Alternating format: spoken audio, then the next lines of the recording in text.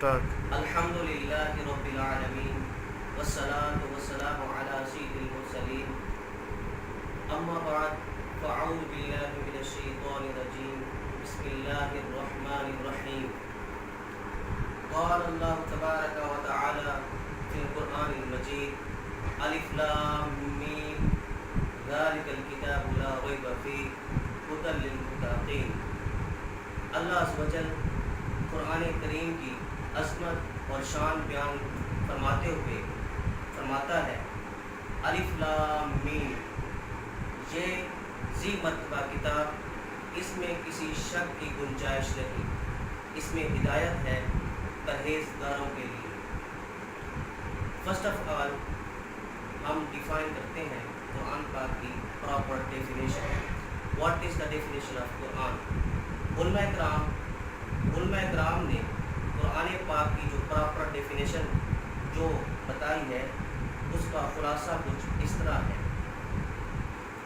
وہ کتاب قرآن وہ کتاب ہے جو عربی زبان میں محمد رسول اللہ صلی اللہ علیہ وآلہ وسلم پر نازل ہوئی ہے.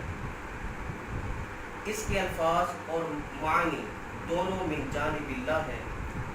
وہ تواتر کے ساتھ ہم تک پہنچی ہے، یعنی کہ تواتر مینس کنٹینیوسلی ہم تک پہنچی ہے. سورہ فاتحہ سے شروع ہوتی ہے اور سورہ ناس پر ختم ہوتی ہے. اس کا نام قرآن مجید ہے. قرآن کریم اس رب عظیم عز و جل کا بے مثال کلام ہے جو اکیلا معبود، تنہا خالق اور ساری کائنات کا حقیقی مالک ہے. وہی تمام جہانوں کا پالنے والا اور پوری کائنات کے نظام کو مربوط ترین انداز میں چلانے والا ہے. دنیا اور آخرت کی ہر بھلائی حقیقی طور پر اسی کے دست قدرت میں ہے. وہ جسے چاہتا ہے عطا کرتا ہے اور جس چیز سے چاہے محروم کر دیتا ہے. وہ جسے چاہے عزت دیتا ہے اور جسے چاہے ذلت اور رسوائی سے دوچار کر دیتا ہے. وہ جسے چاہے ہدایت دیتا اور جسے چاہے گمراہی دیتا ہے.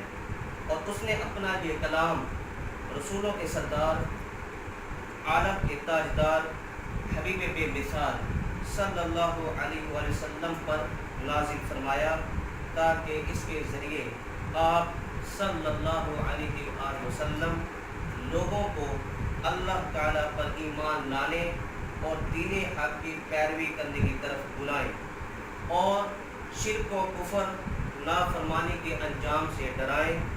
لوگوں کو کفر و شرک اور گناہوں کے تاریک راستوں سے نکال کر ایمان اور اسلام کے روشن اور مستقیم راستے کی طرف ہدایت دیں اور ان کے لیے دنیا اور آخرت میں فلاح و کامرانی کی راہیں آسان فرمائیں. قرآن مجید نازل ہونے کی ابتدا رمضان کے بابرکت مہینے میں ہوئی اور نبی کریم صلی اللہ علیہ وآلہ وسلم کی بارگاہ میں اسے لانے کا شرف حضرت جبرائیل علیہ السلام کو حاصل ہوا اور شب معراج کچھ آیات بلا واسطہ بھی عطا ہوئیں. قرآن مجید کو دنیا کی فصیح ترین زبان یعنی کہ عربی میں نازل کیا گیا تاکہ لوگ اسے سمجھ سکیں اور عرب کے رہنے والوں اور کفار قریش کے لیے کوئی عذر باقی نہ رہے اور وہ یہ نہ کہہ سکیں کہ ہم اس کلام کو سن کر کیا کریں گے جسے ہم سمجھ ہی نہیں سکتے.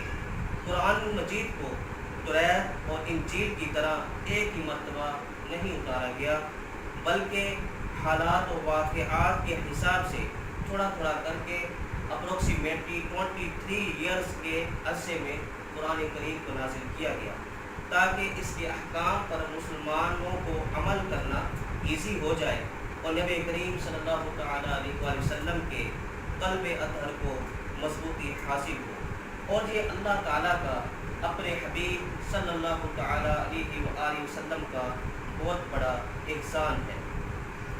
قرآن کریم ایک مکمل ضابطۂ حیات ہے. اس میں قرآن کریم میں زندگی کا کوئی ایسا شعبہ، کوئی ایسا جو ہے نہیں ہے جس کا جو ہے ذکر قرآن پاک میں نہ ہو۔ یہ زندگی کے ہر شعبے کے لحاظ سے قرآن پاک ہمیں ہدایت اور رہنمائی جو ہے عطا کرتا ہے۔ چنانچہ انسان کی نجی زندگی اور فکری اور عملی ضروریات سے لے کر عالمی زندگی کے جملہ معاملات پر قرآن پاک کی تعلیم جو ہے حاوی ہے۔ حیات انسانی کا مذہبی اور روحانی پہلو ہو یا مادی، جسمانی، عائلی اور خاندانی پہلو ہو، یا سماجی، معاشرتی، سیاسی یا معاشی پہلو ہو، یا تعلیمی، ثقافتی، حکومت و سلطنت کی تاسیس، فاؤنڈیشن ہو، یا ادارت کی تشکیل یا فاؤنڈیشن ہو، مختلف طبقات زندگی کے نزاعات یعنی کہ جھگڑے اور معاہدات ہوں، یا اقوام عالم کے اچھے تعلقات، گڈ ریلیشن شپ، الغرض قرآنی احکام و تعلیمات اس قدر جامع ہیں کہ ہر مسئلے میں اصولی رہنمائی قرآن ہی سے ملتی ہے۔ دنیا کا کوئی ایسا یوزفل نالج نہیں ہے جس کی جو منبع جو ہے قرآن پاک سے نہ ہو۔ قرآن پاک جو ہے تمام مفید علم کا سرچشمہ ہے۔ چنانچہ قاضی ابو بکر بن عربی اپنی کتاب قانون تعبیر میں فرماتے ہیں کہ ابتدائی طور پر قرآنی علوم کی، قرآنی ایجوکیشن، قرآنی سائنس کی جو تعداد ہے وہ 77,450 ہے۔ یہی تعداد قرآن کے کل کلمات کی بھی ہے۔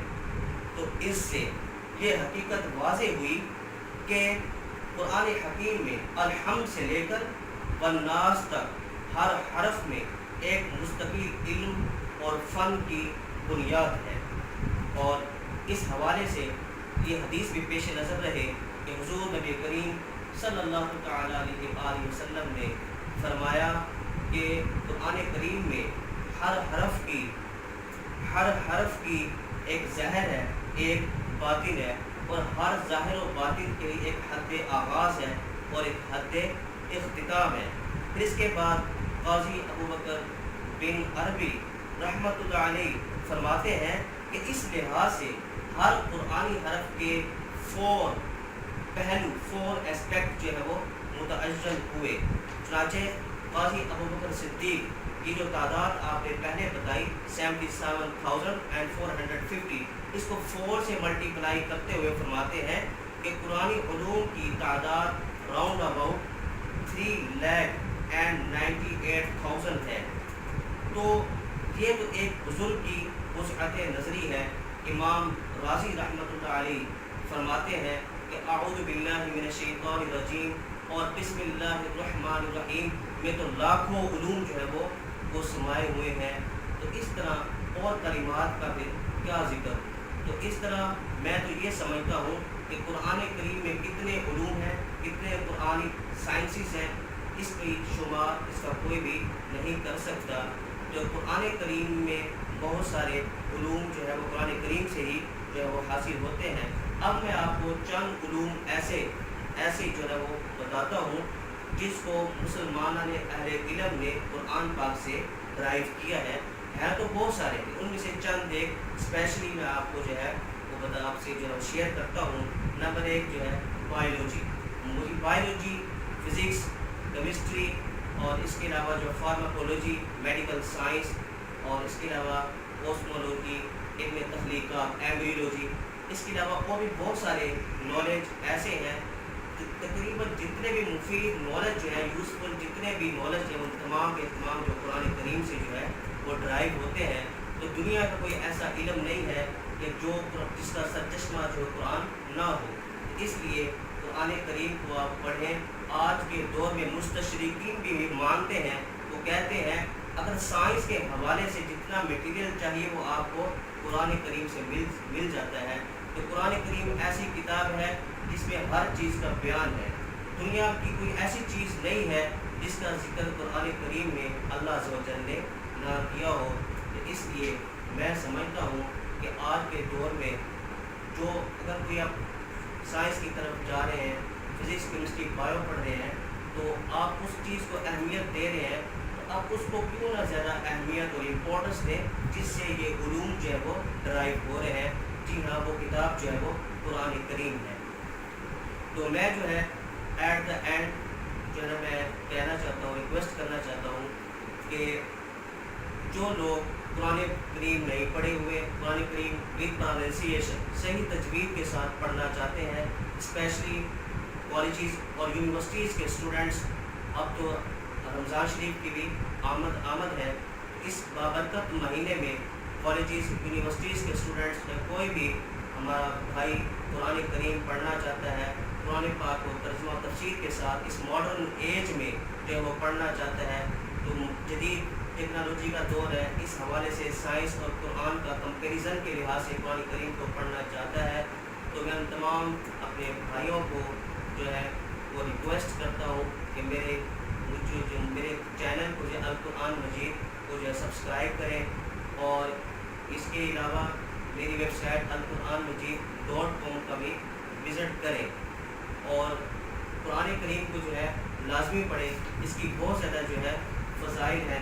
حضرت ابو سعید خدری رضی اللہ تعالیٰ عنہ سے روایت ہے کہ رسول اللہ صلی اللہ علیہ وآلہ وسلم نے فرمایا, اللہ تعالیٰ ارشاد فرماتا ہے, جس کو قرآن نے میرے ذکر اور مجھ سے سوال کرنے سے مشغول رکھا اسے میں اس سے بہتر دوں گا جو مانگنے والوں کو دیتا ہوں. تو کلام اللہ کی فضیلت دوسرے کلاموں پر ایسی ہی ہے جیسی اللہ عز و جل کی فضیلت اس کی مخلوق پر ہے. تو یہ ایسی کتاب ہے جس میں تمام علوم موجود ہیں, اس میں موٹیویشن بھی ملتی ہے, عمل کرنے کا جذبہ بھی ملتا ہے. آخر میں دعا ہے کہ اللہ تعالیٰ ہمیں قرآن کریم کی تعلیمات پر عمل کرنے کی